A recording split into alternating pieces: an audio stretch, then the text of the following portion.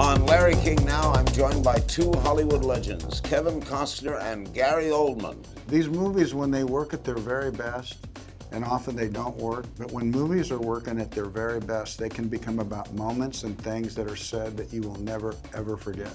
Ever regret anything you turned down? They were interested in me many years ago for Edward Scissorhands. Really? And I read the script and I went, You made some great baseball. Yeah, I've enjoyed making that. I got one more in me. What are you going to do? I can tell you, Larry. Plus, I know this much. I don't recognize America anymore. Right? It's not the America I remember. I understand what Gary is saying. There's a high level of immaturity in what we talk about and how we talk to each other. all next on Larry King Now.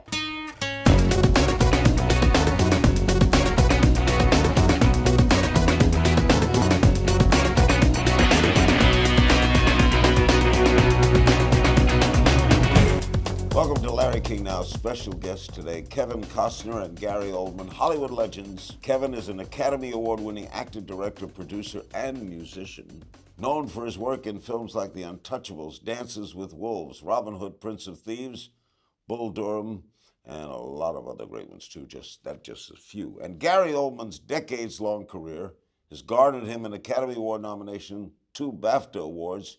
He's known for roles in films like Tinker Tailor Soldier Spy, Sid and Nancy, JFK, and the Dark Knight trilogy. And we were in a movie together called The Contender. And now Kevin and Gary are starring alongside each other in Criminal, due out in theaters April 15th. I saw it yesterday. This is a wild movie. Okay, when you get the script that tells you you're going to play a convict whose brain thoughts from another person are put into your head. Yeah. What's the first thing you think? I said no at first. I said no a couple times to this movie. I did because the producers and directors, they saw Draft Day, and so wherever they thought Draft Day, I could play this criminal. I wasn't sure if they had lost their mind or what. It had nothing to do with drugs. Yeah, I mean, it didn't look like that character, and so. But I did like the situations, and I knew Gary was going to be in it, and I took it, and it was probably the only movie I've ever done where on the plane to London, because we don't do rehearsal anymore. I do on my movies. I get a week to 2 weeks, no rehearsal on this stuff, right? No. It was the only movie I ever did on the plane ride. I didn't know how I was going to play the part. I didn't know what my voice was going to be. I didn't know anything. I got to the trailer. I think you must have had the same thing. I got to the trailer. I had long hair. I had a whole thing on. And they said, well, this is the rape scene right here. They go, you got to cut your long hair. You got to. And so that meant I had to figure out my look that day. I saw you that day. Yeah. I mean, my connection or involvement with it was, first, it's a wild idea. Crazy. Right, so you go. But it's fun to watch. But it's fun, but you kind of go a brain transplant movie, and you think how that's going to work. But I met Ariel. I liked him. The director. Yeah, I liked him so much because he had a great energy, and it's to me an overview. You know, he had a real take on how he wanted to make the movie, and it was also an opportunity. We were in JFK together. So it was, and then Tommy came on. Tommy Lee Jones came on board. Also in JFK. And it was a sort of, it was nice that Yeah, to it sort was. of reconnect. And the idea of who these guys are also made that idea of not being able to rehearse amazing. When you guys would walk into the room, you had 3 leading guys who could hold their ground. Why don't they rehearse anymore? They don't anymore. They don't think they can afford it. They don't know that. It cheapens the movie. I mean, it actually makes a movie less expensive because people know what they're doing and there's less talk. Now, because of the way we work, we need to talk about stuff. And there's a lot of people go like this, going, oh, they're talking about their parts again. Ooh, this little voodoo about, acting like it's to indulge us a little time to talk about it when we haven't rehearsed it. It's like a luxury that's gone away. How did you view your character? You head the CIA office in London. Yeah. You have a distinctly American accent. Yeah. Well, you've lived here a long time. Lived here. But yet you talk British now. Yeah, I've lived here then for you talk American. 22 years. I make, well, my kids are American. I know I make some sounds that are now American, and that when I went back to British, believe it or not, when I did Tinker Tailor Soldier Spy, I had a voice coach. Because I don't hear the sounds that I make that are more American than I've just got a very, but I haven't lost my accent, but I would never think of saying, you know, I would never think of using the word lift to describe an elevator. You know, it's right. Yeah, okay. This is a sweater to me. Yeah. It's not a jumper. Yeah, you know, exactly. You know, so yeah. but I'm in the I'm in the culture. And the cast is wonderful. The girl from Israel, she's terrific. I love that. The girl from Israel. Hey, I'm Jewish. The girl from Israel. The girl from Israel. No, she's terrific. You know, Yeah, she is. Yeah. So sweet. And you got Tommy Lee, and the villains are good. Yeah. you know, it's nice to see. You know, I mean, heaven knows I've played my share of the bad guys, and it was nice to see Kevin. It was, you know. Have you ever played a corruptible person? Oh yeah, I played a serial killer. I played 3,000 Miles of Graceland, Perfect World, you know. But one of the things that we did, because we knew we weren't afforded the time to do the things we wanted to do, and we stealed the time. And in a really complicated scene out on the airport, you know, Gary and I, we broke off and we went back to our dressing room, and we were like guys in beginning acting class. They said, look, we're gonna go out there and we need to experiment a little bit right now. So we're literally in our dressing room going, we're like grabbing every minute we can so that when we go out on that tarmac, that we can make the best choices that we could possibly make.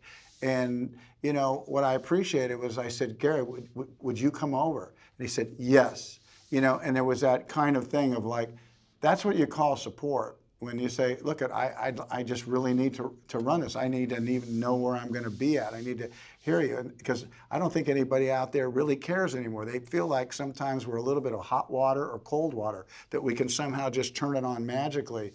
And there we were in a dressing room doing the scene the best. And by the time we went out there, it was really smart that we were in there. We did it several times. No one else. There were quite a few days that we did that. Yeah. In the lunch hour. Well, I say lunch hour, I mean, you know, the 10 minutes. Yeah. The 10 minutes. That's an English thing. That tea hour or something. Yeah. And two smart guys who were terrific. Next, we'll look back at Kevin and Gary's incredible careers. The film is Criminal. It opens April 15th, and it's criminal if you don't see it. It really is fun. We'll be right back. We're back with Kevin Costner and Gary Oldman. The film is Criminal. It opens Friday night, April 15th, opens wide. It's going to be a big hit, in my opinion. It really is a terrific thriller. Selection of parts. How do you choose what you will do? Do you look at your part first? Do you look at the whole thing? What do you want to know when you get a script? I think it really is, from the very beginning when I started, it is the level of the writing, and then who's in charge. I think that to me is who's the director, and script. What if you don't know the director? Well, then you meet the director, as I did with Ariel. I mean, I'd seen his previous film, which impressed me, but I sat with him and I liked him very much. He had a great take on the film, and I thought, you know, it's 7 weeks of my life. Can I, 14-hour days, do I want to be in the company of this person for 14 hours a day? Do you read the whole script? Yeah. How do you choose? Just depends on if you're going through a divorce or not. You just You need the money. Listen, man. No. You know what? And it's life circumstances. It's life circumstances Sure. Because if it's on the other side of the world, and you kind of go, do I really want to be away from my family that long? Then you don't go. You know, it's all, you know. It truly is. For me, you know, there's got to be a couple scenes in there that I think that I feel like I'm the only person that can say this, that can do this scene, or I really want to say those words because I just want to own them. I want to own the scene with Gary, with him in that thing. And I knew, and for us in the hospital when we woke up, I knew that sometimes people say if we can only get the scene to turn out 80% of what we thought it could be, it'd be great. We didn't. We hit that thing perfectly. Yeah. And he's great. He's like just. I look at it, and so it's nuanced. So it has to be words that I want to look back and say. Do you read the whole script? I do. Because you have to know that other actors are going to be attracted to it. I don't want to. You don't want to be the head flea on a dead dog.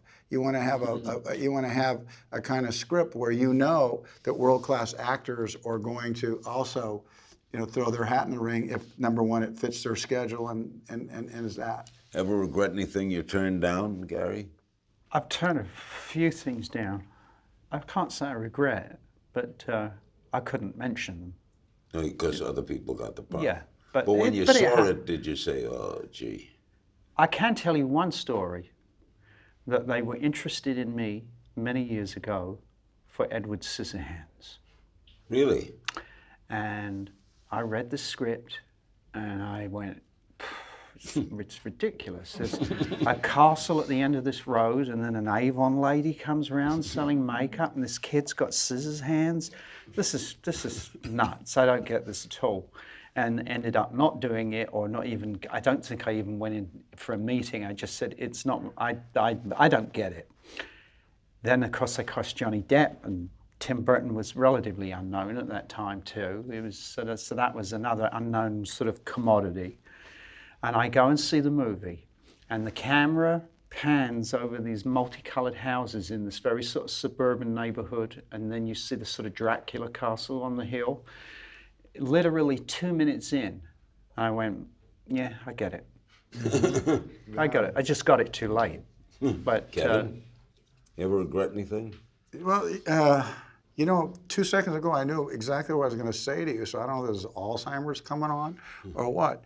But you always pass on a movie that someone has to take, and I passed on, I think, Platoon. Just my brother was in Vietnam, and there was a series of movies that were always about guys gone crazy, people fragging and doing that thing. And when he came home, it was like, I'm not crazy. I went back to school. I got my degree and that kind of thing. And I thought, I can't be in that particular movie. And that turned out to be a really great movie. Have you both done stage? I've done one stage. I wasn't very good on it. No? No, I was horrible. I knew it, and there's nothing worse than going to the theater and knowing you're bad. And I was bad, but it only increased my desire to do better. But it was hard to go to the theater. Were you good on stage? Do you like stage? I did many years of it, and it's hard. It's a night's work, that's for sure. But I would imagine an actor would like it because the audience is right there. You start at the beginning, you go to the end. There's something very different. That's what I like about music, and Gary's a musician too. Yeah. That's what I love playing. You have a band, right? Yeah, we played for 50 or 30, 40,000 before. So I love to play the music. That feels live, but there's this energy that comes with a band. So what's the name of your band? Modern West. Country. Pardon me? Not really. It's a rock and roll. I think it was one of the worst points in my life when, as an adult, now we have to name ourselves, because we were just getting together to play, and then you had this big list of what you would call yourself, and I was just going, this is not going to work. We got to give ourselves a name. So that's the name. Good music too. Yeah, thank you. Yeah. So the name was what. When we come back, a game of If You Only Knew, featuring Kevin and Gary's funniest fan encounters. And don't forget, Criminal opens April 15th. We'll be right back. We're back with Kevin Costner and Gary Oldman. They star in Criminal, a terrific movie. I keep saying it's a terrific movie because it is a terrific movie. Hey, what do you guys think, before we get into If You Only Knew, of the current state of politics in America? Are we going to go there, please? You don't want to go there? Okay, you don't have to. I know this much. I don't recognize America anymore. It's not the America I remember. Disappointingly so? Yeah, when I first came here. Yeah. Do you get into politics? Yeah, well, I understand what Gary is saying. There's a high level of immaturity in what we talk about and how we talk to each other. And listen, being president, the idea is that you're going to face a crummy situation every day. So that's spontaneous leadership. But what you're really wanting somebody to come into office is with some big ideas, because regardless of this crap that's going to happen every day, something's happening here, something's happening here. America, we kind of lack the big idea. But I think there's an immaturity and there's a vulgarness into how we talk, and it feels like a low point. And I know there's a lot of really quality people, but right now it feels like a low point for us. I mean, I don't know who would want to do it, I mean, every morning you're woken up where they say, "We got some really bad news for you today," and then the next morning they wake you up and they say, "Do you want some bad news?" Do you support anybody? I wouldn't even have dinner. Morning. I wouldn't have dinner with people that talk the way these people talk to each other in what is called a debate. It's not a debate. There's some kind of just loud discussion. Do you support anybody? I've thought about some people that aren't running anymore. Do you support anybody? I like Kevin. I like some people that aren't running anymore. Here's the thing: I'm a junkie. I watch this stuff and follow this stuff. But boy, oh boy, you say one thing, and anything now just completely blows up in your face, and it's social just media. Oh heavens! Yeah. So I steer very clear of it. I think it's smart, Gary. Okay, we play a little game of If You Only Knew. I just throw questions. Right. Best advice you ever got, Kevin? Best advice. My dad told me to put the correct title on whatever it was I was doing, and I probably wouldn't get into as much trouble. Meaning, I told this story before. I took a piece of candy, I stole it, and he said, "What are you doing with that candy?" And I said, "I was hungry." He goes, "No, that's not what you did. You stole the candy. You put the correct title on what it is you do, then you very rarely have a problem in life." That's fantastic. I love that. Funniest fan encounter? Funniest fan encounter. I had a little pokey little room in an office, not too far from where we're sitting, and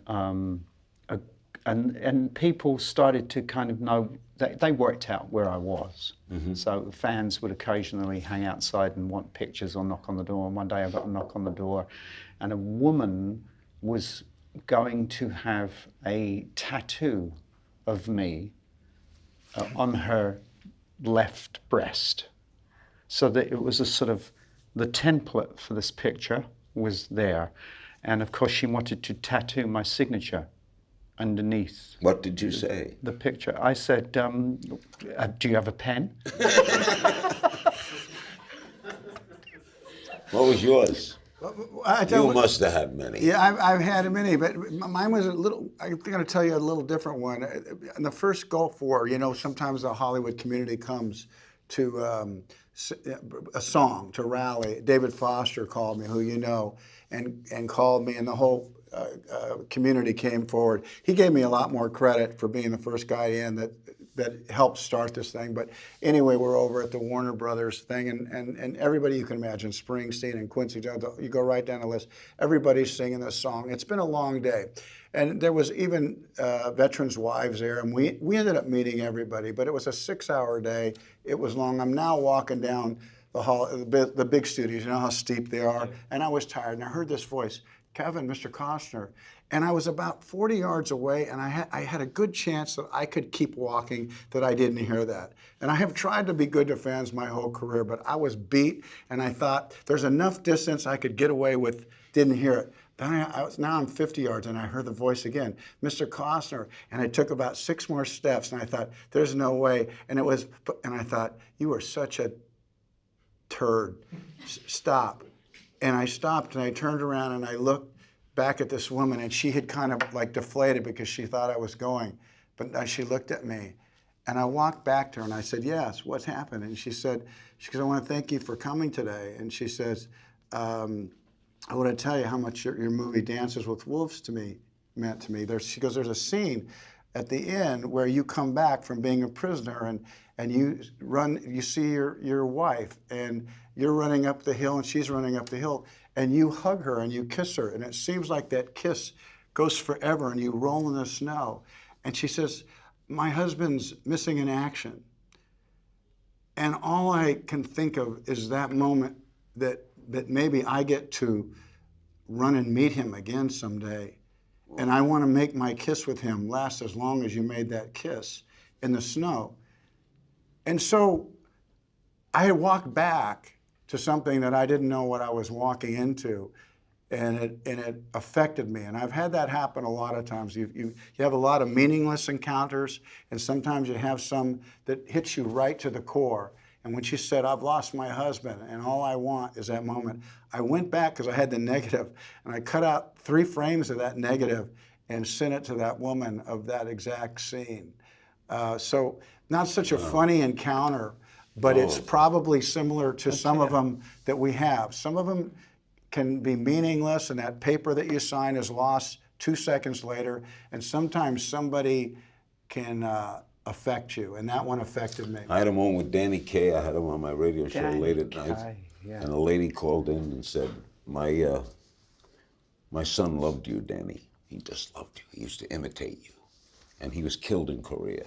He was in the Navy. Yeah. And they sent home the stuff from his footlocker, and the only picture was a picture of you.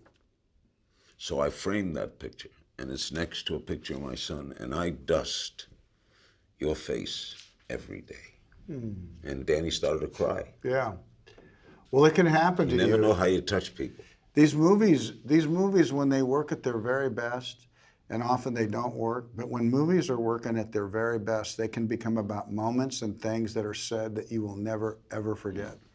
In our final moments, Kevin and Gary will take your questions. Don't click away. We're back with Kevin Costner and Gary Oldman, 2 good friends, and they get along well. And they star in Criminal. It opens April 15th. You're still a baseball nut? I still play. I've never been a fanatic. I'm a fan. You know, I love to play. You made some great baseball movies. Yeah, I've enjoyed making those. Field of Dreams, classic. Best baseball movie. Bull Durham. Yeah, love of the game. I have enjoyed that. I got one more in me. What are you going to do? I could tell you, Larry. The golf. Right now. You're not going to tell me? I like the golf movie. There you go. Oh, the Tin Cup. Yeah. No, I think I have one more in me. Has to do with the Cubs. Oh, so you are going to do it? I don't know. I got to get it written. You're a baseball fan? I watch it, but You're a cricket guy. Oh no. No. Cricket is, as Albert Brooks says, cricket is baseball on Valium. It's Larry Brown on Facebook. How do you handle negative reviews? They really bug me. They really, I can, they always say water, it's just water off your back. It's not me. I take it really personal. I mean, if it was constructive criticism, that's what you usually build on. But when it's cute and hurtful, it affects me. So Too many times they're trying to be cute. Yeah. Well, it's turned into, listen, the cuter you can be and the meaner you can actually have a television show now. So it's so being cute and mean is turned into commerce. And Gary, the minute that happens, how do you handle reviews? How do I handle? Well, it depends. If they're not for me.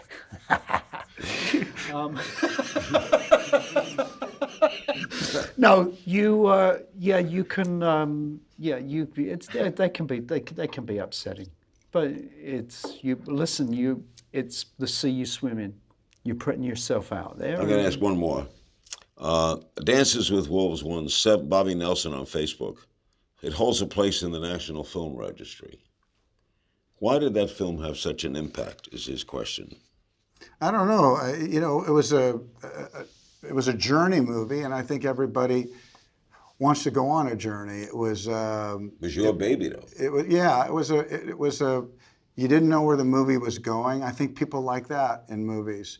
I think it was a bit of fresh air, and it took us back to a time in the country that we still don't really completely acknowledge and understand when there's this clash of cultures.